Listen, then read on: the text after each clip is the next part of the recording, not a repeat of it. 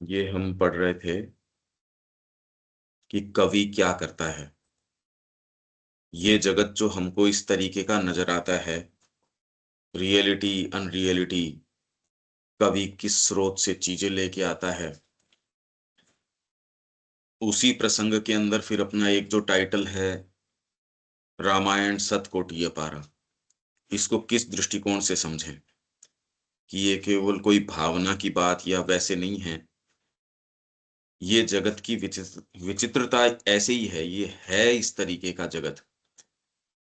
तो इसलिए इसका आभास यदि आ जाता है व्यक्ति को,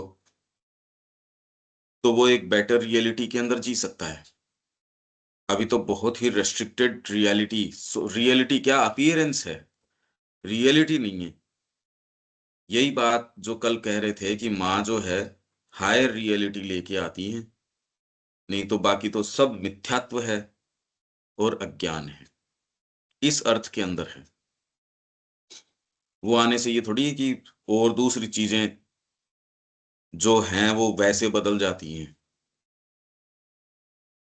तो हमने जहां तक पढ़ लिया उससे आगे चलते हैं। भारतीय सनातन धर्म की परंपरा में यह विदित था। विदित मतलब ज्ञात था, मतलब इनको पता था कि ज्यों ज्यों व्यक्ति की चेतना विस्तृतर होती जाती है, त्यों ही त्यों वह अपनी सत्ता की गहराइयों और ऊंचाइयों में प्रवेश कर अधिकाधिक यथार्थताओं के जगतों में प्रवेश करता जाता है।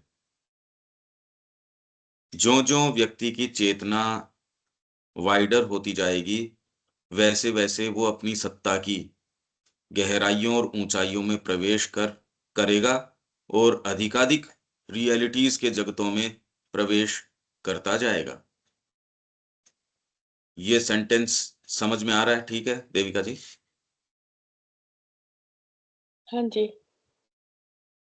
जैसे जैसे वो अपनी कॉन्शियसनेस में वो इंक्रीज कर रहे हैं, तो वो अपनी चेतना की गहराइयों में और ऊंचाइयों में वो प्रवेश कर रहा है व्यक्ति। कैसे? क्योंकि डायमेंशंस उसके चेंज हो रहे हैं, और बिल्कुल। वहां से उसको जो जगत है वो अलग नजर आता है। अब ये अलग बोलने से भी नहीं समझ में आ रहा। अब जैसे देखो, आपको साहित्य का सेंस आ गया सपोज। आप अब जब ये कहोगे यार इसके अंदर जिसको अंग्रेजी आती है वो भी कह रहा है मैं इसका अर्थ कर देता हूं, ट्रांसलेशन तो कर देगा। विवेकानंद जी ने कहा, पहले मैंने कहा ये भारत एक पुण्य भूमि है, आज मैं कहता हूं भारत एक पुण्य भूमि है। जिसके ये डायमेंशन नहीं है वो कह देगा अरे क्या नया कह दिया इन्होंने। और जिसको सेंस है उन्होंने कहा हाँ आज ये एक रियलाइजेशन बन गया, एक रेवलेशन बन गया। ये बहुत बड़ा फर्क आ गया। वैसे ही मैं ये देख रहा हूँ, ये जो ये कुछ एक्सप्लेन करते हैं साई की कैसे, साई की कैसे, साई की कैसे, ये एक्सप्लेनेशन की चीज नहीं। ये तो आपको एक मूवमेंट आ जाए और एक ये सब पुस्तकें इसके सामने बेकार हैं एकदम। ये चीज अलग है।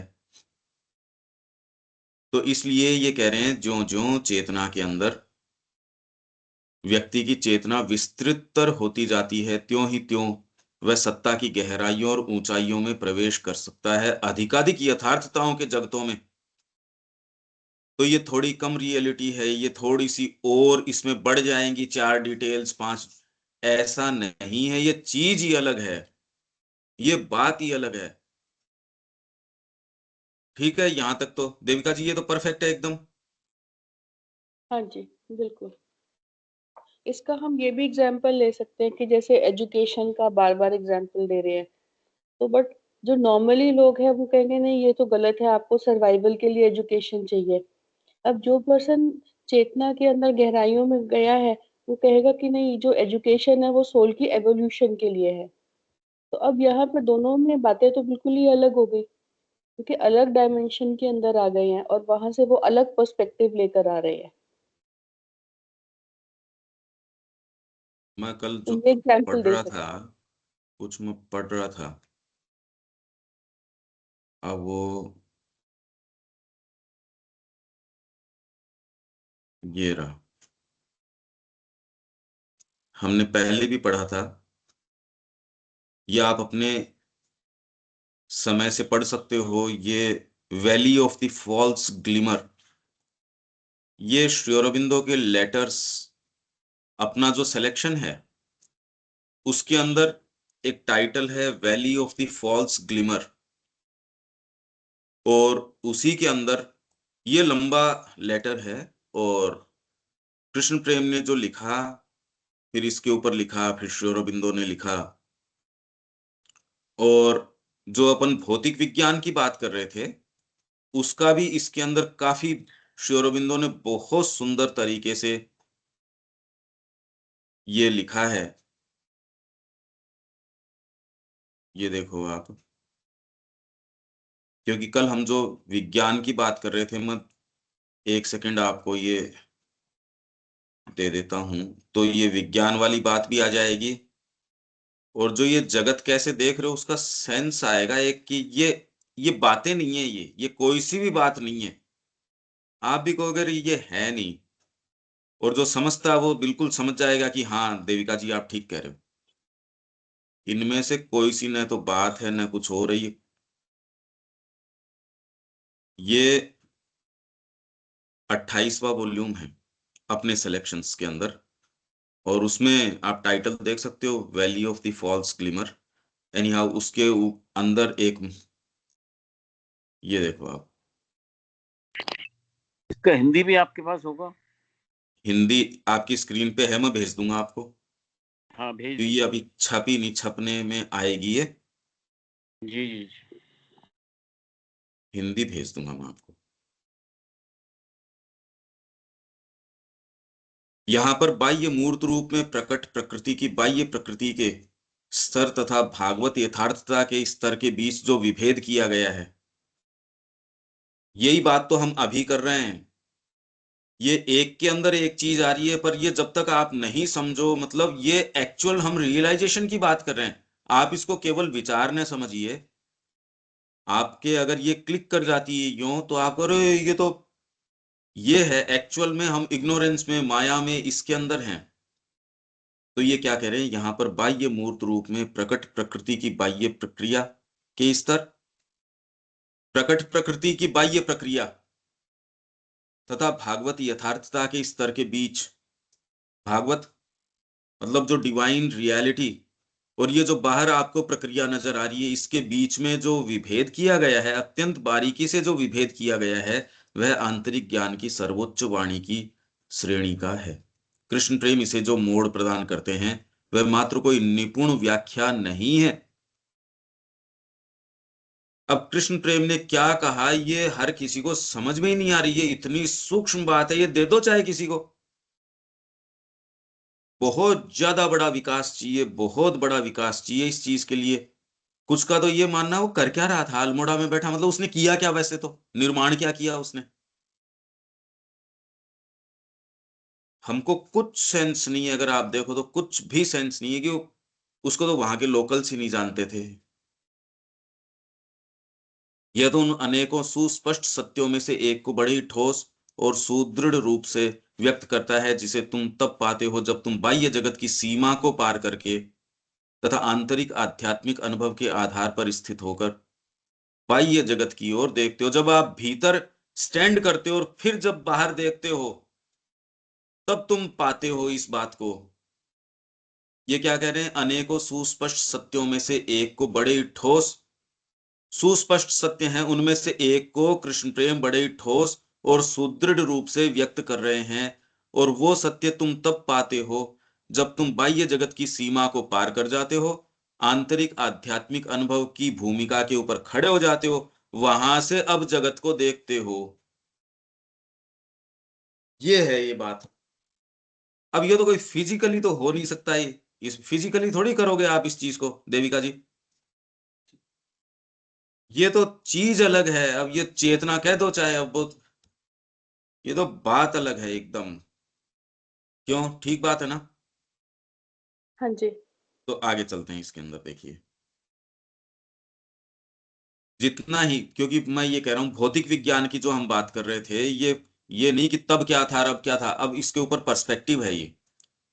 जितना ही तुम भीतर या ऊपर की ओर जाते हो, उतना ही अधिक वस्तुओं के प्रति तुम्हारा दृष्टिकोण बदलता जाता है। यही बात हम अभी कर रहे हैं। और जो बाह्य ज्ञान भौतिक ज्ञान व्यवस्थित करता है वह अपना सच्चा तथा अत्यंत सीमित स्थान प्राप्त कर लेता है। मतलब भौतिक विज्ञान आपके लिए जो व्यवस्थित करता है बाह्य ज्ञान, वो पार्क कर दिया जाता है कि तेरी जगह ये रही, तेरा पार्किंग प्लेस ये है। ये नहीं हमने उसको मना कर दिया, हमने कहा हाँ तो यहां रख दो जी, मैं ये चीज लेके आया हूं तो अच्छी बात है, पर इसको आप मंदिर में थोड़ी रखोगे, रख दे वहां, जिस चीज को जहां रखना है।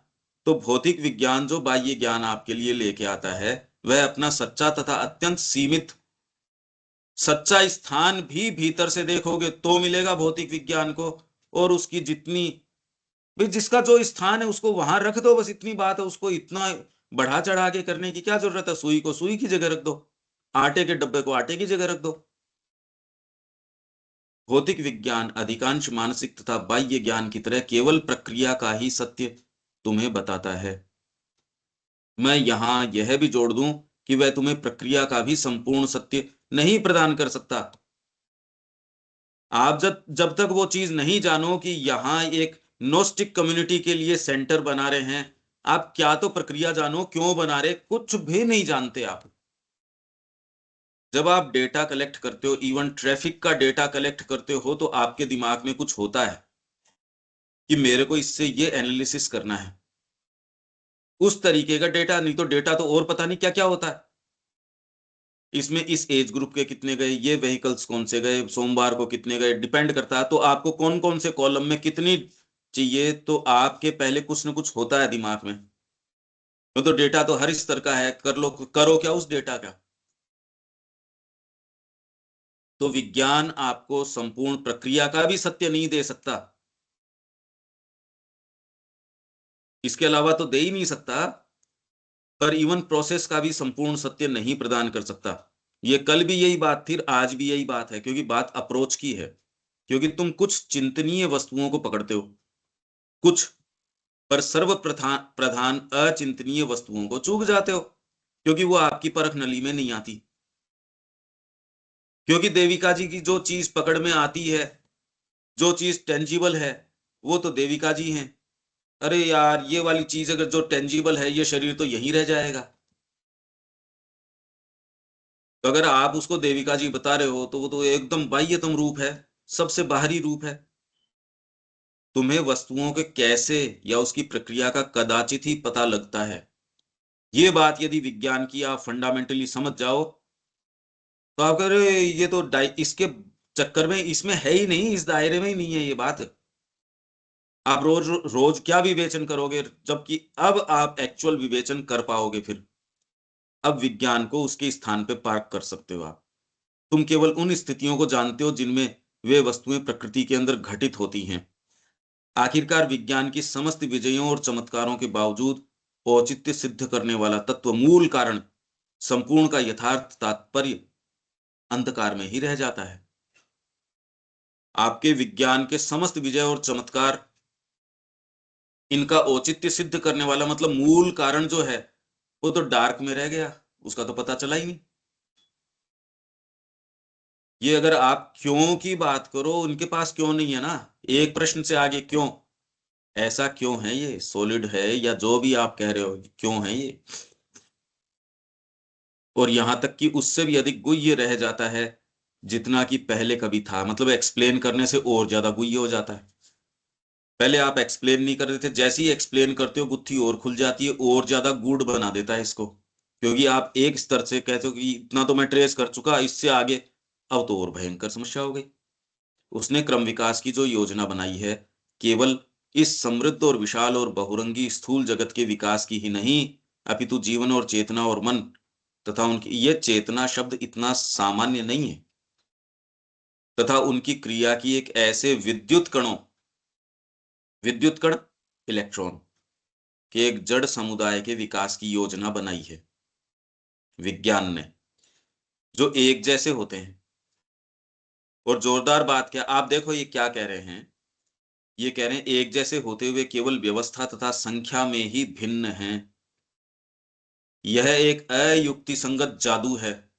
विज्ञान की बात को अगर तोड़ो तो इनके बिल्डिंग ब्लॉक्स जो हैं वो ये कह रहे हैं केवल व्यवस्था किस अरेंजमेंट में है उसको आप सॉलिड, आप भी तो यही कह रहे हो। तो ये एक इररेशनल जादू है जो किसी भी अत्यंत गुह्य कल्पना में आ सकने वाली वस्तु से भी कहीं अधिक चक्कर में डालने वाला है। O2 करते हो ऑक्सीजन बनता है, O3 करते हो ओजोन बनता है, ये करते हो वो, तो ये तीन ही क्यों जुड़े यार? तो ही क्यों जुड़े? और ये करने से पानी बन गया। तो कैसी जबरदस्त आप, और फिर कह रहे हो ये चमत्कार नहीं है। इसी क्रम में जब आप रखते हो तो जड़ एक समुदाय है, उसने इस व्यवस्था और संख्या में रखा और आपके जल बन गया और आपके गले भी उतर गई, क्योंकि विज्ञान ने गले उतार दी ये बात। अगर आप इसको पलट के देखो कि यार कितनी जबरदस्त बात है ये वगैरह, तो मैंने बताया ना आपको H2O, अरे तेरे बताने से क्या होता है। भौतिक विज्ञान अंत में हमें एक विरोधाभास से प्रेरित, एक संगठित और कठोरतापूर्वक निर्धारित दुर्घटना में, इनकी बिग बैंग भी दुर्घटना से ज्यादा क्या है, एक एक्सप्लेनेशन किसी चीज का नहीं है। और जो ये एक्सप्लेन कर रहे हैं वो भी बहुत ही रेस्ट्रिक्टेड कंडीशंस के अंदर, बहुत ज्यादा तो उसमें कल्पना है, बहुत ज्यादा उसके अंदर कंजेक्चर है, अनुमान है, कोई बड़ी ऐसी चीजों के अंदर वो काम करता है, एक ऐसी संभाव्यता में लापटकता है जो किसी प्रकार घटित हो गई, समाऊ हो गई ये धरती भी जिस कोण पे जिस जगह रखी हुई है, जिस तरीके से जीवन है। आपके अगर 1 डिग्री भी टेम्परेचर बढ़ता है ग्लोबली तो आप ये कह रहे हो इसका ये असर होगा। इतने आप प्रिकेरियस बैलेंस में हो, और ये बैलेंस यूं ही हो गया, यूं ही हो गया, जो कि सारे वैज्ञानिक मिलके एक लेबोरेटरी में वो जो बैलेंस नहीं बना सकते, वो प्रकृति के अंदर कोई ऐसी चीज, मतलब यूं ही हो गया बस। उसने हम लोगों को एक नवीन स्थूल माया शक्ति, अघटन घटन पटीयसी, जो होनी तो नहीं थी, हो गई, दुर्घटना सी हो गई है। उसमें आपके एक प्लाज्मा आया, उसमें आपके ये आया, उसमें आपके, अरे कैसी बातें गले उतार रहे हो आप, पलट के तो देखो। उसमें एक जीवन तत्व आ गया, जड़ तत्व में कभी जीवन हो सकता है क्या? अरे समाऊ हो गया। जड़ में जीवन कैसे आ सकता है ये बताओ? जड़ तत्व अलग है, जीवन तत्व अलग है, मन तत्व अलग है, ये एक तत्व नहीं है ये। फिर भी वो ये कह रहे हैं जड़ जगत था, इसके अंदर जीवन आ गया, पानी और इसके संयोग से बन जाता है जीवन। तो तुम बनाओ, तुम्हारे बस में है तो। ये देविका जी, इसके बीच में ये जो बीच बीच के अंदर ये जो प्रॉब्लम्स है, ये आप देख पा रहे हो ना, ये कहाँ है हम, क्या चल रहा है, ये प्रश्न उठता है ना ये। हाँ जी। ये तो कह रहे हैं हाँ हो गया बस यूं ही। अरे यार कैसे हो गया बताओ इसको। जो सुविधाजनक है वो आपको बता देते हैं, इसको विज्ञान कहते हैं ये। और आप भी उन्हीं की भाषा देख के कहते हो हाँ ये विज्ञान है, आप मतलब आपकी नहीं। जो असंभव को, एक चमत्कार को उत्पन्न करने में बहुत चतुर है, जो यौक्तिक ढंग से देखें तो नहीं हो सकता। अगर आप रैशनली देखो तो जो चीज नहीं हो सकती और फिर भी किसी प्रकार वास्तव में हो गया है। ये जगत को अगर आप देखो, और जैसे आपको बताया जा रहा है, गैलेक्सीज, नोवा, सुपरनोवा, बड़े बड़े स्टार्स एक दूसरे में मिलना, गैलेक्सीज, फिर बाद में आपके ब्लैक होल्स, क्या है ये, कर क्या रहे हैं, और ये विशालता रखी कहाँ गई है, ये कहाँ घूम रहे हैं, ये क्यों घूम रहे हैं? अदम्य रूप से सुगठित हो गया है, फिर भी एक अयुक्ति संगत और अव्याख्येय ही। और ऐसा स्पष्ट ही इस कारण से है कि भौतिक विज्ञान ने किसी मूल वस्तु को खो दिया है। उसने बस उसी चीज को देखा और उसी की छानबीन की है जो घटित हुई है, और वो भी नहीं कर सकता। घटित हो गई, अंधे जैसे हाथी को हाथ लगाएं क्या बता देंगे उसका?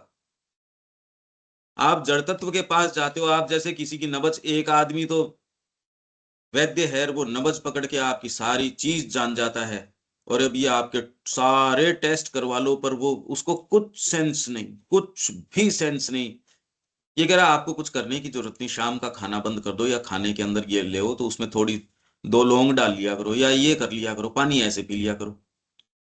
आप उसके टेस्ट करवा रहे हो कई साल, और आपके कारण मर गया वो, जिसको आप ये इन्वेस्टिगेशन कहते हो, जिसको आप ये बहुत बड़ी प्रताड़ना है मनुष्य जाति के ऊपर। आप तो कह रहे हो हमने इसको बस ये डायग्नोस्टिक डायग्नोस्टिक बीमारी है, बीमारी से बड़ा है डायग्नोसिस। ये इतनी सूक्ष्म बात है, जबकि और ये तो कोई आध्यात्मिक व्यक्ति नहीं, इवान इलिच कह रहा है अपनी बात के अंदर। वो आप डाउनलोड करके वो आप लोग पढ़ो, धीरे धीरे उसको पढ़ो। कितना बड़ा अनाचार हेल्थ के नाम पे चल रहा, आप समझ ही नहीं सकते। आपकी साइकोलॉजी कितना जबरदस्त। एक एक्सपेरिमेंट आया कि एक जने को डेथ सेंटेंस हो गया, तो उन्होंने कहा ठीक है यार, तेरी मर्जी से अब हम एक काम करेंगे, तेरी जो हाथ की नस है वो काट देंगे, दर्द तेरे को नहीं होगा, मृत्यु का तो तेरे को मिल ही गया, मारेंगे तो हम है ही, तो ये एक्सपेरिमेंट हम कर लें तो तू राजी है क्या? कहा हाँ ठीक है। तो अब ये किया उसके कि फ्रिक करने का सेंसेशन कर दिया उसके, एक ऊपर कोई चीज रख दी जिसमें से पानी की बूंद गिरने की आवाज आ रही थी, नीचे गिरने की आवाज आ रही थी। उसको ये आभास हुआ कि खून एक एक बूंद टपक रहा है, और कुछ देर में मर गया वो। न इसके नस काटी न कोई और, कुछ नहीं हुआ, इस चीज से ये मर गया। यही चीजें कितने एक्सपेरिमेंट्स इन्होंने हार्ट के किए, कितनों को खाली उन्होंने एनेस्थीसिया दिया, वापस कर दिया। ये बात तो आपके ये ओपनली पूरे डेटा दे रहा है हेगड़े। ये तो क्लिनिकली ट्रायल्स और सारी चीज डॉक्यूमेंटेड है। हाँ, इसमें समस्या ये आप अरेंज कैसे करो, इस साइकोलॉजी को कहने से खाली सोचने से नहीं हो जाती। बात तो ये है कि साइकोलॉजी को कैसे अरेंज करो। यही बात माँ ने कही थी कि एक समय हैजा फैला था, तो डॉक्टर कुए था एक, उसने सारों को एक दवा दी और देते थे, कहा अब आप वैक्सीनेटेड हो, अब ठीक हो जाओगे। और कब बहुत जल्दी यूं जो है उसने उसके ऊपर कंट्रोल पा लिया। सारी चीज इस साइकोलॉजी की है, सब टोटल इसी का है। कैसे एक्सप्लेन करो अगर आप इस स्तर पे नहीं जी रहे, तो आप खाली वस्तुओं के बहिरंग में जी रहे हो, आप जी नहीं रहे। आपको सेंस ही नहीं है डीपर की चीज का, कुछ भी सेंस नहीं है हमको रियलिटीज का। हम खाली बाहरी भूसा जो है उसमें है, रियल कॉर्न तो बहुत ज्यादा अलग है। ये सेंस कैसे आए? इसलिए व्यक्ति कहता है ये माया है। माया इस सेंस में नहीं, पर बाहरी चीज को रियलिटी अंदर वाली चीज प्रदान कर रही है, बस। ये यदि हम नहीं करते और ही एनालिसिस कर रहे हैं तो हम चूक जा रहे हैं। यही बात इसके अंदर है कि उसने भौतिक विज्ञान ने किसी मूल वस्तु को खो दिया है। उसने बस उसी चीज को देखा और उसी की छानबीन की है जो घटित हुई है, और एक प्रकार से यह देखा है कि वह कैसे घटित हुई है, पर उसने उस चीज की ओर से आंखें बंद कर ली है जिसने इस असंभव को संभव बनाया है। इसका पता नहीं, जिस चीज को यह सब यहां अभिव्यक्त करने जा रहा है उसका सेंस नहीं। ये बात तो श्री अरविंद ने पहली बार कही कि ह्यूमन एस्पिरेशन, यहां स्कीम क्या है, यही हम लोगों को समझना चाहिए। श्री अरविंद ये जो बात करें एकदम प्रैक्टिकल कह रहे हैं। आपकी और मेरी मेरी एनर्जी जानी नहीं चाहिए किसी और दूसरी चीज में, यही चीज करने की है, ये रियल है, यही करने का काम है। श्री अरविंद अगर आप कहो तो मोस्ट मटेरियल आदमी है, मटेरियलिस्टिक आदमी, सबसे ज्यादा मटेरियलिस्टिक आदमी यही। और आध्यात्मिकता की बात करो तो सबसे ऊंचे आध्यात्मिक व्यक्ति यही हैं, जो यहां संसिद्ध करने की बात कर रहे हैं, जिसके सामने तो विज्ञान भी कहे है ऐसे थोड़ी हो सकता है। अरे श्री अरविंद कह रहे हैं यहां दिव्य शरीर होगा, तो इससे ज्यादा मटेरियलिस्टिक आदमी और क्या हो सकता है? आप सोचो, तो यहां हर चीज को दिव्य करने की बात कर रहे हैं। साइंस तो इस हवा को साफ करने तक की नहीं सोच सकती यार, और क्या बात करो आप। यदि तुम भागवत यथार्थता या सदवस्तु को चूक जाओ या उसकी उपेक्षा कर दो, तो तुम चीजों का कोई मूलभूत सार नहीं रह जाता, क्योंकि तुम प्रबंध नहीं है। और उपयोग करने योग्य ऊपरी दिखावे की अति विशाल सतही परत में धंसे रहते हो। तुम दिव्य जादूगर के जादू का विश्लेषण करने की कोशिश कर रहे हो, परंतु जब तुम स्वयं जादूगर की चेतना में प्रवेश करते हो, केवल तभी तुम लीला के सच्चे उद्गम और उसके अर्थ और उसके घेरों को, घेरे मतलब लीला के अंदर भगवान कृष्ण घूम रहे हैं गोपियों के साथ, तो जो घेरे हैं वो, अब वो कैसे घूमे, अब मैं उसकी पहले पद्धतियां बनाते रहूं, मेरे को क्या आनंद आना, कुछ नहीं। रियलिटी यहां यही है, ये बात हम समझ जाएं डीपली। यहां कुछ नहीं है, ये सब टोटल बाहरी तो यूं है, बस कुछ नहीं है, ये दिखावा है, खाली अपीयरेंस है। ये बात आपको एक लेवल पे, एक एक अनुभव पे आ जानी चाहिए, यार ये तो सब अपीयरेंस है टोटल। मैं कहता हूं शुरू करते हो, जादूगर की चेतना में प्रवेश करना शुरू करते हो, क्योंकि दिव्य सदवस्तु इतनी सरल नहीं है कि पहले स्पर्श में तुम उसका सब कुछ जान लो या उसे किसी एक ही सूत्र में डाल दो। यह तो स्वयं अनंत है और तुम्हारे समक्ष एक अनंत का ज्ञान खोलता है, जिसके आगे सारा विज्ञान मिलकर भी एक तुच्छ सी वस्तु है। परंतु फिर भी तुम वस्तुओं के पीछे विद्यमान मूल तत्व को, शाश्वत तत्व को स्पर्श करते ही हो, और उसके प्रकाश में सब कुछ गंभीर रूप से ज्योतिर्मय, अंतरंग रूप से बोधगम्य होने लगता है। ये अंग्रेजी में तो आपके पास है। और ये सारा फिर इसके आगे ये क्या कहते हैं। अच्छा, भौतिक चीज से आगे कुछ लोग ऐसे हैं जो थोड़ा और डीपर चीजों में जाते हैं, कला, काव्य और संगीत। और ये साफ साफ कह रहे हैं ये योग नहीं है, योग बिल्कुल अलग चीज है। अपने आप में वे उससे जरा भी अधिक आध्यात्मिक वस्तुएं नहीं हैं जितनी कि दर्शन या भौतिक विज्ञान आध्यात्मिक वस्तु हैं। तो न तो फिलोसॉफी स्पिरिचुअलिटी है, न आपका फिजिकल साइंस आध्यात्मिकता है, न कला, न काव्य, न संगीत, ये योग नहीं है, आध्यात्मिकता नहीं है, ये कुछ नहीं है। यही बात जब हम इसके अंदर हमारी पीडीएफ ये सतकोटि अपारा में कर रहे हैं, ये हम कह रहे हैं जैसे जैसे चेतना विशाल होती है, विस्तृत होती है, आप और गहराइयों में जा रहे हो। अभी तो संगीत की गहराइयों में नहीं गए, कला की गहराइयों में नहीं गए। संगीत सामान्य चीज थोड़ी है। पर ये पर्सपेक्टिव नहीं आता, और आदमी खाली ऊपर के फेन है, उसके पीछे कितना उसमें खुद भी परेशान है, दूसरे को भी परेशान कर रहा है, लड़ रहा है, झगड़ रहा है, खुद प्रताड़ना सह रहा है, शोषण कर रहा है, करवा रहा है, क्या चल रहा है ये। और आप एक ऐसे जगत में जी सकते हो। तो ये क्या कह रहे हैं, इसके लिए क्या करना होगा आगे, इसका और कोई उपाय नहीं है। लीला के अंदर विद्यमान सभी वस्तुएं उन झरोखों में बदल सकती है जो गुह्य सदवस्तु की। फिर भी जब तक कोई मनुष्य झरोखों के द्वारा ताकने से ही संतुष्ट बना रहता है, तब तक लाभ केवल अपूर्ण ही होता है। मैंने किताब पढ़ ली, हाँ मेरे को माँ का आभास आया, ये बातें नहीं चलेंगी।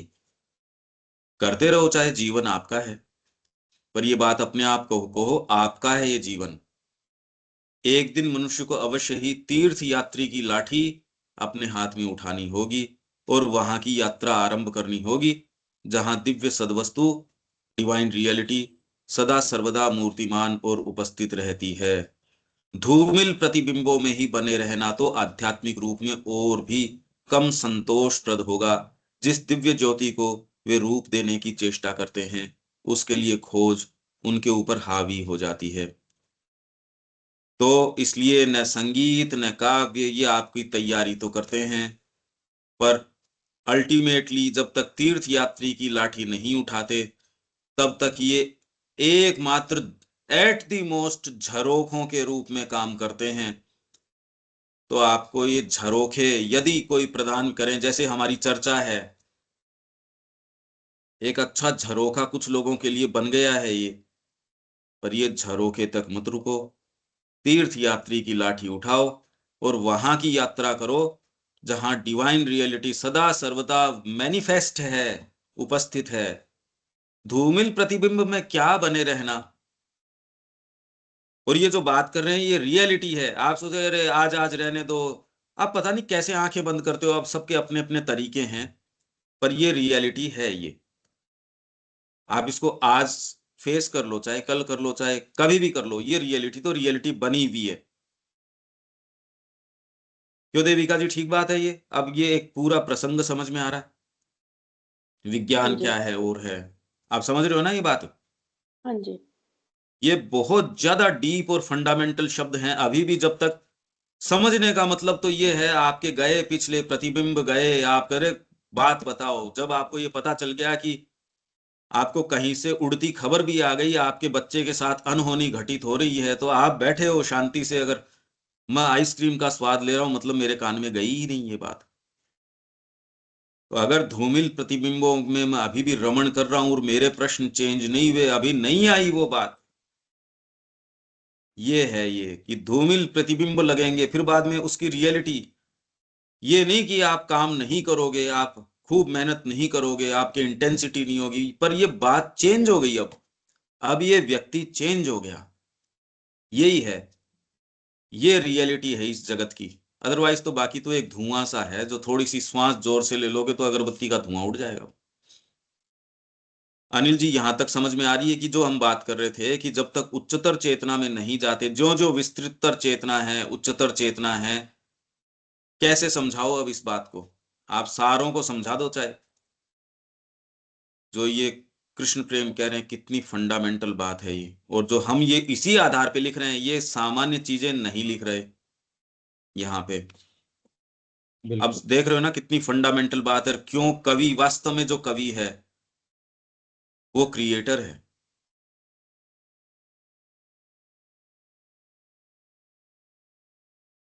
हाँ अनिल जी, अब इसमें वो पिलग्रिम स्टाफ लेना पड़ेगा, मतलब लाठी उठानी पड़ेगी, ये तो झरोखे नहीं, नहीं तो दिव्य जादूगर है वो, चूक जाओगे। और किस बहाने से? अरे उसके बहाना भी तो सामने वैलिड हो, कोई सुंदर बहाना तो हो। अरे यार, हमारा जीवन है ये, क्यों चूकना चाहिए इस बात से? मेरे को तो ये बात देखो नहीं समझ में आती, और प्रेम के कारण ही मैं ये बात रोज जो कहता हूं, नहीं तो कोई क्यों कहेगा ये बात? क्या मिलेगा इस फेन में? ये ऊपर के छागों में क्या मिलने वाला है? ये आप इतना लंबे समय से ढो के देख लिया, अभी भी समझ में नहीं आ रहा क्या? इसमें से क्या निकाल सकते हैं हम? क्या है इसके अंदर? क्यों दीपक, ठीक बात है ना ये?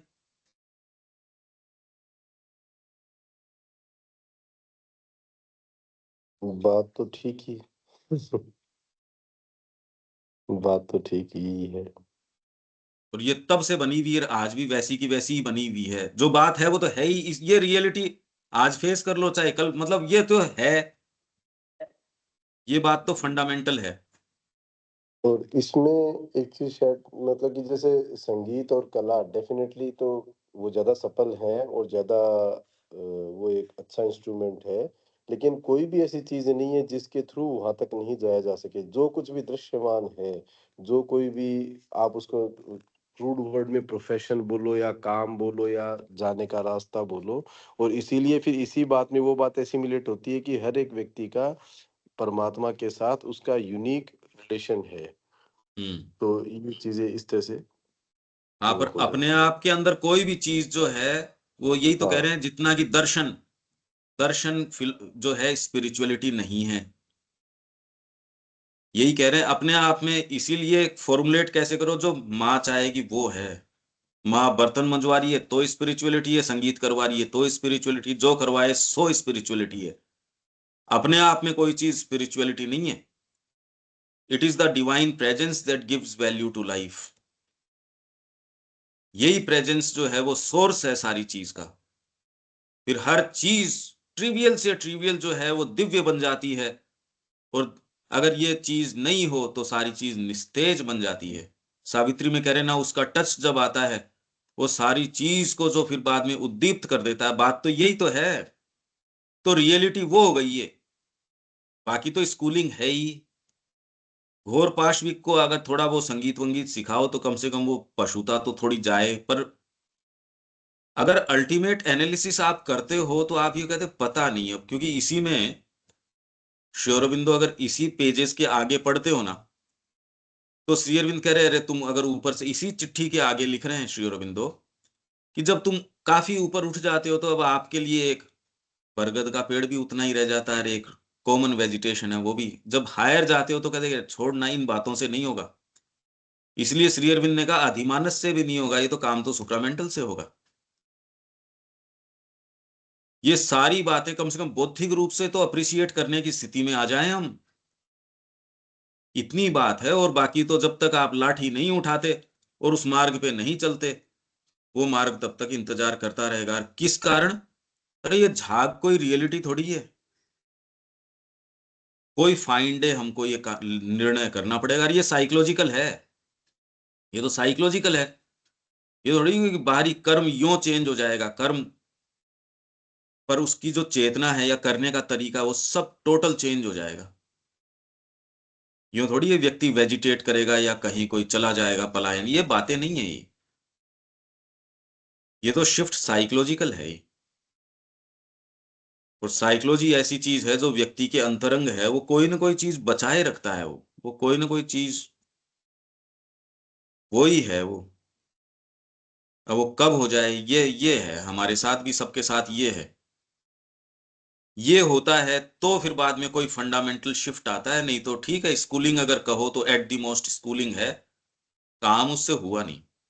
अब हम वापस अपने मेन इसके ऊपर आ जाते हैं कि चेतना विस्तृतर होती है त्यों ही सत्ता की गहराइयां और ऊंचाइयां जो है वो और उससे अधिकाधिक यथार्थताओं के जगतों में प्रवेश करता जाता है। अब आप ये समझो, धीरे धीरे वैदिक ऋषि और प्राचीन रहस्यवादी इन यथार्थताओं में प्रवेश करने में सक्षम थे।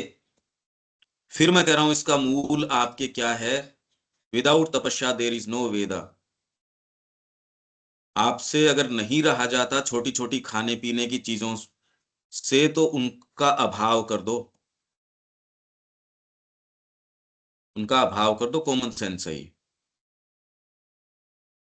कि आपके अगर वो, तो माँ ये कह रही है शुरू इसी से कर लो, क्योंकि जिस समय वो होना है उस समय रोको नहीं। मेरे मुंह में मैंने कोई चीज डाल ली, फिर मैं कहूं फिर पेट दर्द कर रहा है, यार तेरे को रोकना तो पड़ेगा। मेरे से तो ये सामने होती है, नहीं रुका जाता तो उससे दूर हट जा। फिर व्यक्ति क्या कहता है, आपकी वाइटल कितनी बदमाश है, वो आपको क्या कहती है, अरे ये तो तूने इससे नजरें चुरा ली, फेस कर। यह है पूर्णता। अरे किसका फेस करे, दूर हटो उससे। अगर उससे नहीं रहा जाता उस संभावना को खत्म कर दो। माँ कह रही है क्रोध आपसे नहीं होता तो एक काम करो, खड़े हो वहां से निकलो उस जगह से।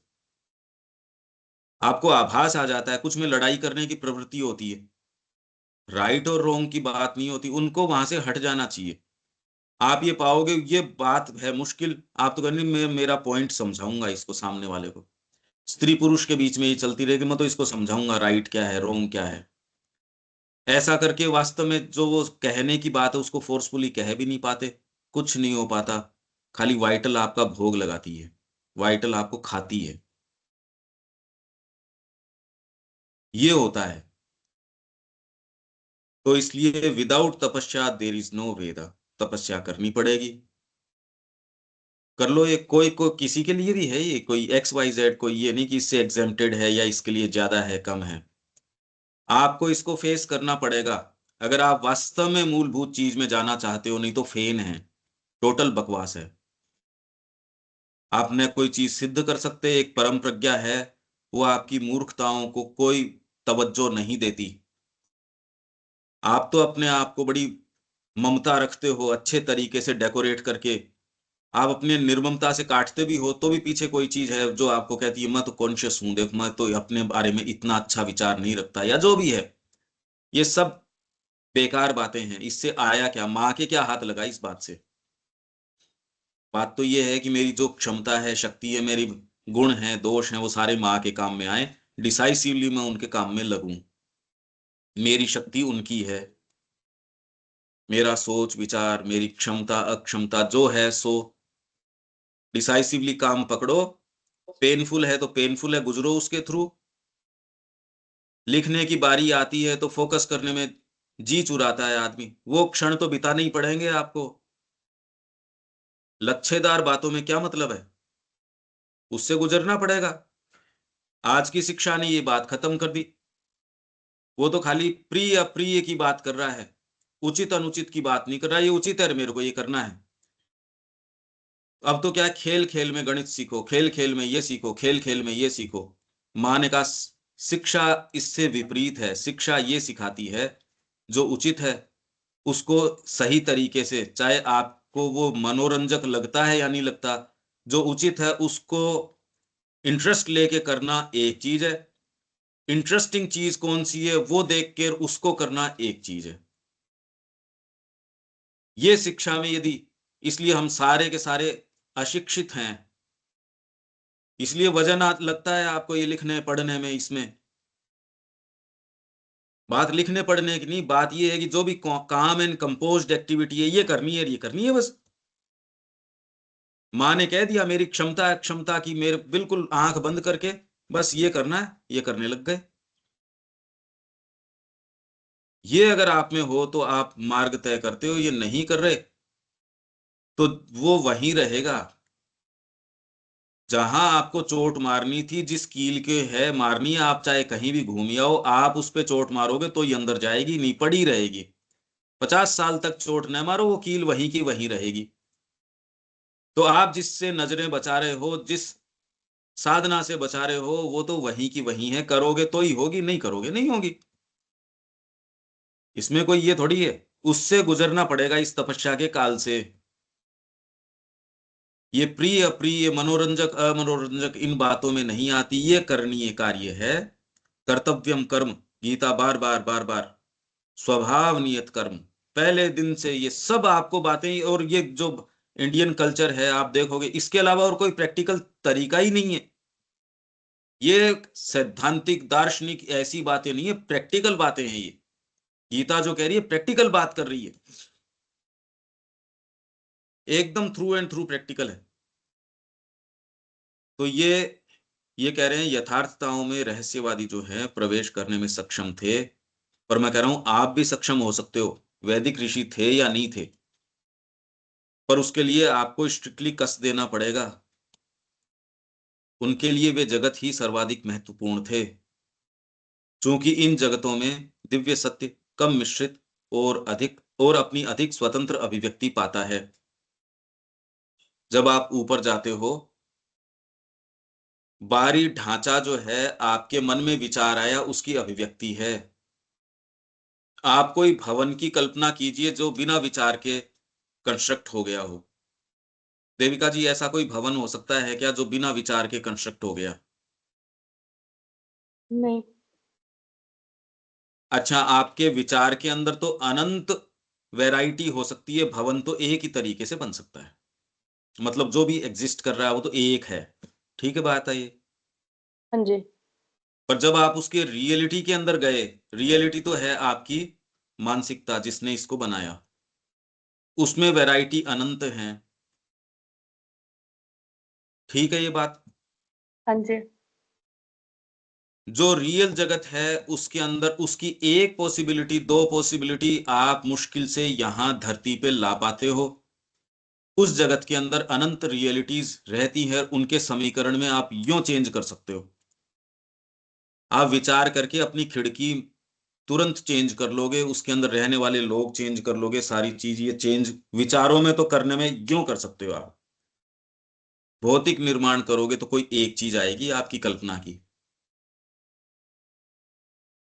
तो ऐसे जगतों में आप प्रवेश करते हो जहां अनंतों चीजें, और वो रियल हैं। ये नहीं कि खाली जिनका जैसा मन होता है वैसा। अरे ये बातें नहीं है ये जो ये कह रहे हैं कि अपार रामायणें हैं, क्योंकि उनका प्रवेश है वहां। आपके जो क्रिएटर्स हैं वो देख रहे हैं वहां वैसी, वो रियलिटी है। ये जगत तो उन रियलिटीज का इक्का दुक्का कुछ चीज अकोमोडेट कर सकता है। यहाँ तो आपकी प्राणिक शक्तियां भी बड़ी वाली हैं, वो यहाँ जगत बहुत ज्यादा छोटा है, अकोमोडेट नहीं हो सकता है। आप तो एक क्रांति की बात करते हो, वो उसको ही अकोमोडेट करने के लिए धरती बहुत ज्यादा छोटी है। क्योंकि मनुष्य छोटा है इसके लिए उसको वो पैमाने बड़े लगते हैं। पर अपने आप में अगर उस दृष्टिकोण से आप देखो तो मानसिक जगत जो कि बड़ी रियलिटी है, उसमें अनंतों संभावनाएं, आप कल्पना कोई चीज कर सकते हो, पर जब एक्चुअली आप बनाओगे तो कोई एक चीज ले आओगे, दो चीज ले आओगे। ये देखने का तरीका रिवर्स हो गया, ये कल्पना रियल है, आपके विचार रियल हैं। यहां जो चीज आती है उसमें तो कोई इक्की दुक्की चीज आ सकती है, और वो वैसी आती भी नहीं। आप कल्पना करके किसी से मिलने का जो आनंद प्राप्त करते हो, वो आने के बाद वैसा नहीं करते, क्योंकि आनंद तो एक साइकोलॉजी, ये जितनी चीज है वो सारी की सारी साइकोलॉजिकल है, उसका अपना टाइम है, उसका अपना स्पेस है। वो अलग टाइम और स्पेस में रहते हो, तो जो कल्पनाशील व्यक्ति है वो अलग टाइम और स्पेस में रहता है, जो चेतना में रहता है वो अलग टाइम और स्पेस में जीता है। इसीलिए जो एक साधक है वो मुक्ति में रहता है, और दूसरा कहता है यार कितना यहाँ तो, आप क्या कर रहे हो, 2 टाइम की दाल रोटी क्यों कर रहे हो, पेट भरने के लिए। आप देख लो कितना अंतर है जगत के वर्णन में, क्योंकि परसेप्शन है ही उसका। विचारेगा जो पुरुष बंधा हुआ है जिस स्तर पे, कोई तो बात करेगा। आप चाह के नहीं कर सकते ये चीज कि मैं चाहूं तो पुरुष को मुक्त कर लूं और मैं ले जाके उसको रख दूं इसके ऊपर, साक्षी अनुमंता भरता भोक्ता ज्ञाता, हाथ में थोड़ी है ये। तो ये है रियलिटीज, इसी की हम बात कर रहे हैं, रामायण सतकोटि अपारा, ये रियल हैं। ऋषि उन जगतों में प्रवेश कर सकते थे, प्योरिटी थी, क्षमता थी, बड़े लंबे समय से तैयारी थी। फिर प्योरली यहां लाने की क्षमता थी। आप एक विचार करो और उसको लिख के देखो, एक पैराग्राफ, फिर आप देखोगे बीच में आने के अंदर व्यवधान है। वो इसको दर्ज कर पाते थे यहां पावरफुल लैंग्वेज के अंदर, तो इसलिए वो चीजें चिन्मय हैं, वो क्रिएट करते थे। तो इन जगतों में दिव्य सत्य कम मिश्रित और अपनी अधिक स्वतंत्र अभिव्यक्ति पाता है, इसलिए हमारे ऋषियों ने उन जगतों में प्रवेश कर वहां की चीजों को ही अधिक महत्व दिया, और कड़े अनुशासन तथा तपस्या आदि के माध्यम से उन सत्यों को भौतिक स्तर पर लाने का प्रयास किया। परंतु चूंकि भौतिक स्तर पर आते आते कई प्रकार की विकृतियां उत्पन्न होने के कारण सत्य अपनी स्वतंत्रता में उतना अधिक अभिव्यक्त नहीं हो पाता, इसीलिए वहां जिसका रूप सुसमंजस और सुंदर है, वह यहाँ अभिव्यक्ति में कुरूप और विकृत हो जाता है। ये श्री अरविंद का कहना है कि जो भौतिक जगत के अंदर आपको सुंदर नजर आता है, जो आपको थोड़ा ऐसे ही मतलब इतना सुंदर नहीं है, वो सूक्ष्म भौतिक में जब आप उसके मुंह, क्योंकि सारी चीज की सुंदरता सूक्ष्म भौतिक से, सावित्री में भी ये बात है कि जो यहाँ अगली है उसका मूल रूप वहां ब्यूटीफुल है, जो यहां ब्यूटीफुल है वो वहां डिवाइन है। ये कह रहे हैं श्री अरविंद। ये सावित्री में जब वो शुरू में सूक्ष्म भौतिक में, फिर बाद में प्राण में, प्राण के लोअर जो लोअर गॉड्स की लाइफ के जगत हैं, धीरे धीरे हायर जगत हैं लाइफ के, ग्रेटर गॉड्स, फिर माइंड के जगतों में, फिर हेवंस ऑफ द आइडियल, ये पूरा ट्रेस कर रहे हैं। ये रियल है, इसकी चर्चा, यदि आप इससे मुक्त नहीं हो सको तो ये चर्चा तो अभी शुरुआत ही नहीं हुई। हम सावित्री में प्रवेश नहीं कर पाएंगे यदि ये दृष्टिकोण हमारा बाहरी फेन पे अटका रहता है तो, क्योंकि उसके जो विजुअलाइजेशंस हैं वो डीपर हैं। सावित्री जो हमको चित्रण दे रही है उसी के लिए तैयार करना शिक्षा है एक तरीके से। नहीं तो आप सारा संगीत, सारी कला, सारा ये कर लो, उससे विहीन रहता है व्यक्ति, क्योंकि उसकी प्रेरणा का स्रोत लगभग जो है प्राण है। हमारा जो ये सारा स्रोत है, जी ये क्यों कर रहे हैं, पेट भरना है इसको तो अब इसके संपर्क में आप आके आप सोच रहे हो आप संगीत सीख जाओगे, इस वहम में जितना जल्दी आप इससे निकल पाओ उतना ही ठीक है, नहीं तो आप अपनी सोल पॉसिबिलिटीज को मार डालोगे ऐसे लोगों के संपर्क से। दूसरों के लिए प्रॉब्लम नहीं है, जो मरी हुई आत्माएं हैं उनके क्या प्रॉब्लम है, इसलिए वो किसी से भी संपर्क करो उसके प्रॉब्लम नहीं है, सेंसिटिव आदमी की प्रॉब्लम होती है। यदि आप सेंसिटिव हो तो उनके संपर्क में रहोगे नहीं, अगर हो और तकलीफ नहीं पा रहे इसका मतलब आप इनसेंसिटिव हो। ये रियल बातें कर रहा हूं मैं। 1 घंटे बिताने से 3-3 दिन बुखार हो जाती है आपके कि यार क्या क्या कर रहे हैं हम ये। तो जो यहाँ कुरूप है वो वहां सटल फिजिकल के अंदर या और जो ऊंचे जगत है वहां से, क्योंकि मूल चीज चलती है मूल विचार के रूप में, धीरे धीरे धीरे धीरे वो आती है, फिर बाद में कारण से, फिर बाद में आती है मानसिक स्तर के ऊपर जो उसकी पूरी रचना करता है, वहां से प्राण पे, फिर प्राण से आती है सूक्ष्म भौतिक के ऊपर, भौतिक से फिर बाद में स्थूल जगत के अंदर आती है। वहां तो बिल्कुल कुछ बचता ही नहीं उसके अंदर, जहां से शुरू हुई थी वहां को। तो ये इनको ऋषियों को नजर आता था। अतः यदि अभिव्यक्ति की बात की जाए तो वैसे वैसे तो पूरा ब्रह्मांड परमात्मा की ही अभिव्यक्ति है। यहाँ तक कि प्रत्येक वस्तु और पदार्थ में परमात्मा स्वयं पूरा का पूरा विद्यमान है, परंतु फिर भी पार्थिव जगत में उनकी केवल बहुत ही आंशिक अभिव्यक्ति ही हो पाती है। ये सेंटेंस भी अब आपको समझ में आ रहा है कि खाली आपकी कल्पना शक्ति में आप कितने हजारों वेरिएशंस कल्पना कर सकते हो। आप कोई मकान बना रहे हो, कितनी भी बातें आती है, पर आप उसको एक जगह की भी ये कर लेते हैं, बहुत सारी पॉसिबिलिटीज में ये एक कर लेते हैं। और जो जो आप स्तर ऊपर उठता जाता है, घोर भौतिक व्यक्ति के कल्पना भी बहुत रेस्ट्रिक्टेड होती है। थोड़ा आपके एस्थेसिस होगा तो कल्पना और खुल जाएगी। इसीलिए कहते हैं थोड़ा इसको एक्सपोज करो। और हमने ये पाया कि खाली आप घूमने को और को एक्सपोज, नए नए विचारों को एक्सपोज करना और करना, उससे वास्तव में कोई फर्क आता है, फंडामेंटली कोई आता है? तो हमने देखा नहीं आता। एक्सपोज तो डीपर साइकिक मोमेंट्स, डीपर चीजें, उसके प्रति आप अगर, जैसे मां से एक्सपोज हो गया व्यक्ति, प्रणाम करने गया, कुछ क्षण एक्सपोज हुआ, रुख ही चेंज हो गया, आगे पुनर्जन्म जो होने वाले उनका सबका रुख चेंज हो गया। और यूं व्यक्ति सारे दिन अलग अलग देशों की यात्राएं कर रहा है।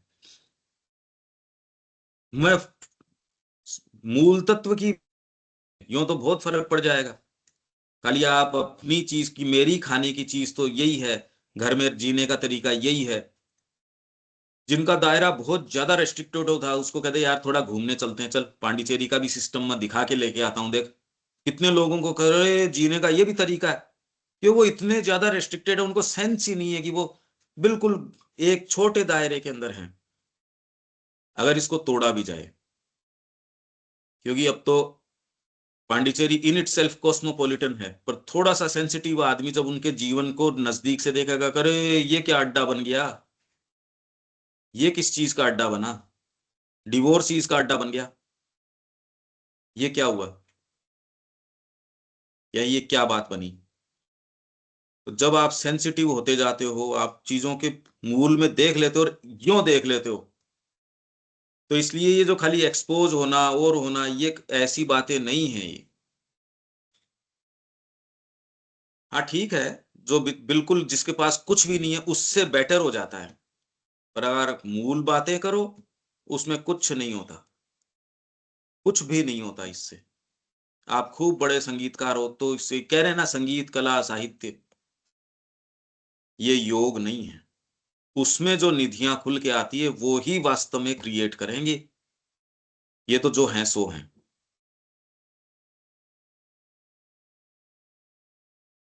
तो ये पार्थिव जगत के अंदर आंशिक अभिव्यक्ति है। तो आप जैसे जैसे इनमें जाते हो आपकी कल्पना शक्ति भी खुलती है।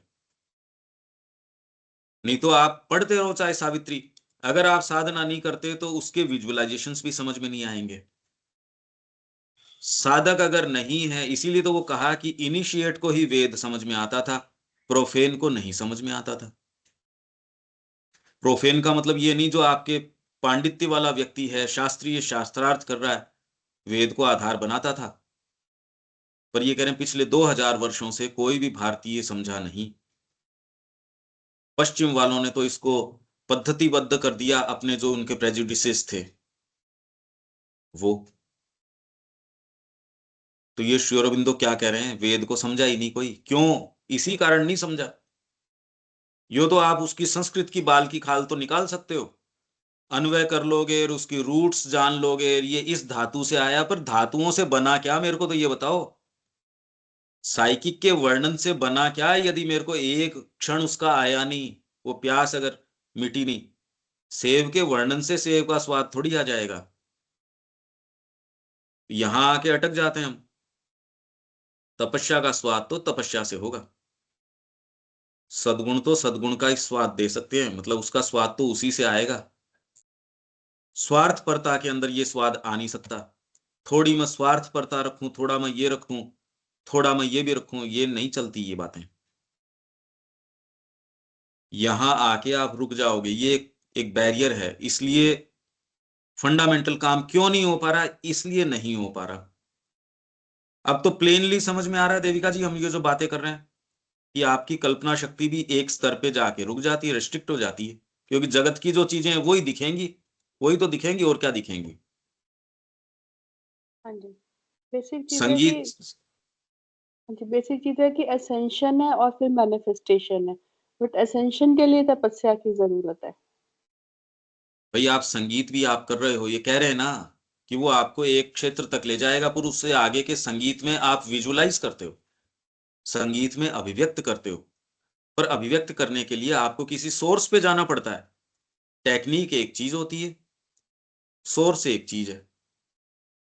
एट दी मोस्ट टेक्निक सीखी जा सकती है, और वो भी कोई कोई सीख सकता है, कोई कोई में सीख लो, जो आप थे उससे बेटर ऑफ तो जरूर हो सकते हो। पर एक में सहज रूप से फ्लुएंटली वो गा रहा है। अब लता मंगेशकर की वो कोई सीखी हुई थोड़ी थी, ऐसा सच वो मिला था उसको। पर अब जब सेंस ही नहीं हो किसी बात का, वो जो गीत गा रही थी उसका, उसको कई चीज का सेंस नहीं हो, वो तो नहीं है। इन्होंने जो चाइना की स्थिति करी, उसके अंदर वो गीत गा रही थी, ए मेरे वतन के लोगों जरा आंख में भर लो पानी। कुर्बानी वो जो कर रही थी, वो जबरदस्ती फालतू बातें थी। तो अगर आप इतिहास पढ़ो तो गीत तक तो बढ़िया बात थी, पर उसको कोई आध्यात्मिक थोड़ी, आप तो उसको समझदारी की बात नहीं कहोगे। गाना तो बढ़िया है, पर आपको मूल नहीं पता ना उसका। वो जब चाइना की हो रही थी तब वो गा रही थी, जरा आंख में भर लो पानी। ये सारी की सारी इनकी मूर्खता थी, सब टोटल मूर्खता थी। हमको पता नहीं, हम कह रहे कितना बढ़िया कितना बढ़िया। ये है तो आप करो, ये पर्सपेक्टिव आती है आपको यार। अब ये पता किसी को होता नहीं, पता करने की क्षमता किसी की है नहीं, पढ़ना लिखना किसी को है नहीं, जानने की क्षमता है नहीं, खाली इंप्रेशंस हैं हमारे, उसी में जी के चले जाते हैं। और आपको ये गंभीर बात भी नहीं लगती, अरे यार हम हैं क्या, कहाँ हैं हम। क्योंकि सर्वांगीण रूप से ईश्वरीय सत्ता को अभिव्यक्त करने की क्षमता तो मनुष्य की मानसिकता में ही नहीं, बल्कि किसी भी चेतना में नहीं है। डिवाइन को अभिव्यक्त करने की मेंटल कैपेबिलिटी तो है ही नहीं, किसी में भी नहीं है। सुपरामेंटल भी नहीं कर सकता, कोई भी नहीं कर सकता। ये तो किसी में भी चले जाओ, डिवाइन तो डिवाइन है। और यूं करने एक छोटा सा कीड़ा है, पतंगा है, वो भी परफेक्टली डिवाइन को मैनिफेस्ट कर रहा है। परंतु विकास की ओर अग्रसर एक ऐसा लोक है, पृथ्वी विकास की ओर अग्रसर एक ऐसा लोक है जिसका उच्चतर सत्ताओं की अभिव्यक्ति के लिए तैयार होना अभिशेष है। इसीलिए विचार, भावनाएं, सौंदर्य आदि उत्कृष्ट चीजों का केवल कुछ ही अंश भौतिक रूप से अभिव्यक्त हो पाता है। हमें भौतिक जगत की तुलना में, अभी हम ये बात तो कर रहे हैं, आप खिड़की से बाहर झांक झांक के देखो, जगत तैयार तो है क्या इन बातों के लिए। हमको चलो ये इंप्रेशन तो है, हम तो हैं, है तो ये वहम ही, सबके ये वहम है। बुरी लगती है ये बात कही भी, कि ये सुनने के बाद भी आपके कोई फर्क तो पड़ना नहीं, करना तो वही काम है जो करना है। पर बाहरी जगत आप देख लो, इसके लिए क्या कॉमन ह्यूमैनिटी तैयार है क्या इन बातों के लिए। इनकी तो कोई सुनवाई ही नहीं है। और आपको हम एक पार्टी बना रहे हैं, एक पॉलिटिकल पार्टी जो इस आधार पे हो, जो दिव्यता यहाँ लेके आएगा। यार क्या बातें कर रहे हो, ठीक है कर लो आपकी बात, तो आपके यहाँ साथ रहने वाला नहीं सुनेगा, एक व्यक्ति नहीं सुनेगा आपकी ये बात। ये तो हमारी वर्तमान स्थिति है, मनुष्य की बात कर रहे हैं हम। ये हमें भौतिक जगत की तुलना में उच्चतर लोकों की स्तर परंपरा की अति विशाल मतलब ये जो पूरी स्पेक्ट्रम है, सीरीज है लोगों की, नीचे से लेके ऊपर तक की, हमारे ऋषियों को पता था। इसलिए उनके लिए ओकल्ट चीजें, ओकल्ट उस तरीके से नहीं थी उनके लिए। आप सीढ़ी चढ़ के ऊपर के उसमें चले गए, और सीढ़ी चढ़ के उसमें चले गए। इनको पता था, इसलिए मैनिफेस्ट कर सकते थे अगर इनकी इच्छा हो। पूरी की पूरी एक लंका बना दी, पूरी की पूरी ये नगरी बना दी। करदम ऋषि ने ये बना दिया, उस ऋषि ने ये कि ये लो जी, ये बना देते हम। उन्होंने कहा बताओ हमारे तो ये, तो क्या ये ले, तेरे मन में ये क्या था, पूरी की पूरी एक नगरी बना दी, लोक बना दिया। आपको यार ये कैसे, और आप इसको कहते हो जाता है कल्पना में? कल्पना नहीं है वो कल्पना नहीं है। हमें भौतिक जगत की तुलना में उच्चतर लोकों की स्तर परंपरा, श्री अरविंद ने माँ ने एक लोक बना दिया ना। व्यक्ति की क्षमता चाहिए कि आप उसमें जी पाओ। मैं जो बोल रहा हूं उसमें कोई कन्विक्शन की कमी थोड़ी, मेरे को तो दिख रहा है। और ये थोड़ी, मैं तो आपको भी कह रहा हूं कि आप भी यही पाओगे, कोई मैं अकेला ही वहां रह जाऊं, ये कोई बात थोड़ी है, या जो भी इसमें। अरे हम सब, और उस जगत में निर्माण, ये सारा अतिमानस का और का नहीं, धरती इसको स्वीकार देखने की स्थिति में तो नहीं है। ये कौन कौन कर रहा है ये बात, अतिमानस की और की? कौन सा जगत है ये? भारतीय संस्कृति की जो बात करी श्री अरविंद ने, ये तो एक जगत श्री अरविंद ने क्रिएट किया है, और कहाँ है? वेद की जो बात कर रहे हैं श्री अरविंद ही तो कर रहे हैं, और कहाँ है ये? श्री अरविंद जो बातें कर रहे हैं श्री अरविंद ही तो कर रहे हैं, और कहाँ है ये बार? आपके पंडितगण तो नहीं कर रहे ये बातें। धरती तो तैयार नहीं है इन चीजों के लिए। ये यदि आपको दिख जाएगा तो आपको स्पष्ट नजर आएगा कि ये जगत श्री अरविंद और माँ का है। इसमें निवास करोगे तो आप कृतार्थता में, आनंद के अंदर, नहीं करते आपकी मर्जी है। उच्चतर लोगों की स्तर परंपरा की अति विशाल और शक्तिशाली संभावनाओं का कुछ आभास ही हो पाता है। अतः भौतिक जगत में राम अवतार की अभिव्यक्ति को उनके जीवन चरित संबंधी बाहरी क्रियाकलापों को जड़वादी मनुष्यों द्वारा चाहे जिस किसी प्रकार समझा गया हो, पर आध्यात्मिक दृष्टि से उनकी दिव्य लीलाएं सदा ही भिन्न भिन्न लोकों में भिन्न भिन्न प्रकार से घटित हो रही हैं। अब ये आप जब ट्रेस करके आए हो, तब ये खाली ये नहीं है कि जिसकी जैसी भावना है उसको वैसा दिख रहा है। हमने बहुत फंडामेंटली ट्रेस किया है इस बात को। ठीक बात है, अब इससे आगे नहीं चल पाएंगे। देविका जी ठीक है ये? अब ये अप्रोच समझ में आ रहा है आपको? हाँ जी। हाँ जी, बिल्कुल। इररिफ्यूटेबल है ये। हाँ, आप अगर एक्चुअली ये मैं कहो ये कि हैं, मैं ये कह रही थी कि ये बुक्स इतनी इंटरेस्टिंग है, तो इसकी अगर अलग से सीरीज बन जाए तो बहुत ही बढ़िया रहेगा। ये प्रॉपर, अभी तो मतलब, हम ये पोइट्री, जैसे हम अभी पोइट्री ले रहे हैं और पोइट्री के बीच में इसको हम एज अ रेफरेंस पॉइंट ले रहे हैं, समझ रहे हैं। हाँ बट अगर हाँ हम अलग से ही इन सारे बुकलेट्स को ले और इसके ऊपर एनालिसिस करें, तो वो बहुत ही अलग से, मतलब सिर्फ वही ले तो बहुत ही अच्छा रहेगा। एक एक हाँ, अलग सेशन लेकर, बहुत इंटरेस्टिंग है ये। ये यही चीज भागवत के विषय में, पुराणों के विषय में, मतलब श्री अरविंद ने पर्सपेक्टिव, श्री अरविंद ने सारी चीज कर दी। ये अब हमको प्योरिटी से ला सकते हो, और कोई दूसरे तरीके से नहीं, ये सेंटेंस ही नहीं समझ सकते। अब आप समझ रहे हो ना? अब इस चीज की तैयारी की जरूरत है देविका जी, और इसके लिए जी वॉलंटियर्स की जरूरत है। आप अगर इस चीज में लगते हो तो जगत कोई चीज खो नहीं देगा कि अरे देविका जी खो गई, या आप जिन उद्देश्यों को फॉलो कर रहे हो उससे कोई जगत वंचित रह जाएगा।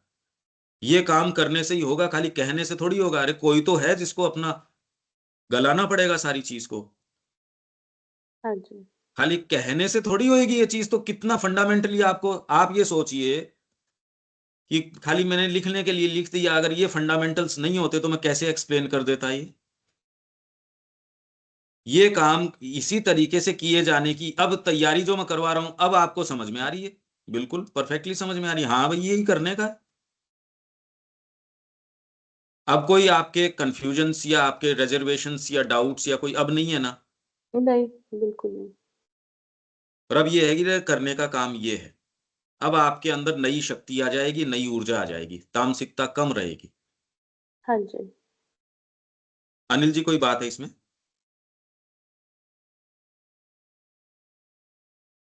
नहीं, ठीक बात है। वो तो अपनी जो है जड़ता वो तोड़ना पड़ेगा वैसे, क्योंकि अब वो एकदम आपको स्पष्ट है, इसमें रोकती कोई है। और ये कोई ऑफेंसिव बातें भी नहीं है, अब तो साफ साफ नजर आ रहा है। यहाँ विराम दें। इस संकल्प के साथ कि हमारी शक्ति माँ की है। लगो भाई, तैयारी के बिना नहीं हो सकता ये, बिना तैयारी काम नहीं हो सकता, तैयारी करनी पड़ेगी, ये बातों से काम नहीं हो सकता। रविकांत जी, अब आपको प्लेनली नजर आ रहा है ना ये सारी चीज, और ये कितनी इंटरेस्टिंग है ये। जी हाँ, बहुत इंटरेस्टिंग है, बहुत पर इसमें। मूलभूत तैयारी करनी पड़ेगी, नहीं तो प्रकृति झांसा दे देगी, हमको बेवकूफ बना देगी, वो हमको गधा बना देती है। दीपक जी, बातें समझ में आ रही है? जी बिल्कुल। मूलभूत करने का क्या काम है वो साफ है, तैयारी के बिना नहीं हो सकता, लंबी तैयारी चाहिए, प्रकृति मानती थोड़ी है। तो आपको लगता है ये पंकज जी वगैरह तो वहां आनंद में रहते हैं, आप आ जाओ हमारे पास और यहाँ पकड़ो प्रोजेक्ट, पता चल जाएगा कि हम कितने आनंद हाँ, में रहते हैं, किस में रहते हैं। नहीं नहीं, ये बात तो असल में पहले लगता था ऐसा। वहाँ जो लोग रहते हैं, कोई दुनिया से मतलब नहीं है, लेकिन नहीं, कितना वो मतलब तो पीड़ा पूरा है, उठाते पर हैं। एक्चुअल क्रिएशन है, दुनिया के तो पर्सपेक्टिव में दे ही रहा हूं, दुनिया में रहने वाले को वो दिख नहीं रहा, पर्सपेक्टिव तो मैं दुनिया ही के दे रहा हूं आपको। और पहली बार आपको दुनिया दिखनी शुरू हुई है, दुनिया में रहने के बाद भी। देखो आप, कितनी जोरदार बात है, क्यों दीपक जी? जी जी, अब चेंज हो गई। एकदम दुनिया नहीं दिखती है अब, लेकिन यहाँ आपकी बातें जो है से अब दिखानी शुरू कर दी हैं। धीरे धीरे कई कितना बार आपको पीड़ा लगता में आप होगा, लोग वहां पे हैं। कई बार जी आपको लगता तो होगा यार ये क्या ऐसा है, मैं कह रहा हूं ऐसा ही है। आपको जब ये लगता है तो बाहरी प्रकृति को डर तो लगता है एक बार कि यार ऐसा है, मैं कह रहा हूं ऐसा ही है।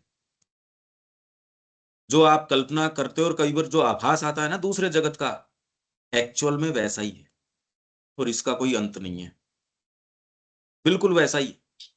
हम लोग रोज इन दूसरे जगतों का चर्चा ही नहीं कर रहे हैं, वहाँ आप वहाँ ले करके हम लोगों को जा जा रहे हैं। रहे हो वहां, रोज यात्रा चल रही है, ये कोई मैं कोई डायग्राम थोड़ी दे रहा हूँ साइकिक के जैसे, ये मूर्ख लोग कहीं बैठ के डायग्राम देते हैं, डायग्रामों में आती है कि ये चीज, अब जो शुरू में थी डायग्राम से वो प्रतीतियां थी, अब रियलिटी की ओर अग्रसर हो रही हैं।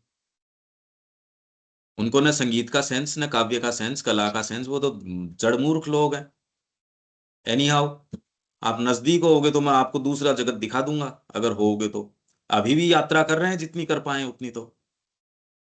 और उसका कारण दूसरा है, नजदीक होगे तो वो भी मैं आपको बताऊंगा। तो यहाँ विराम देते हैं, कल मिलते हैं। जय श्री माँ। जय श्री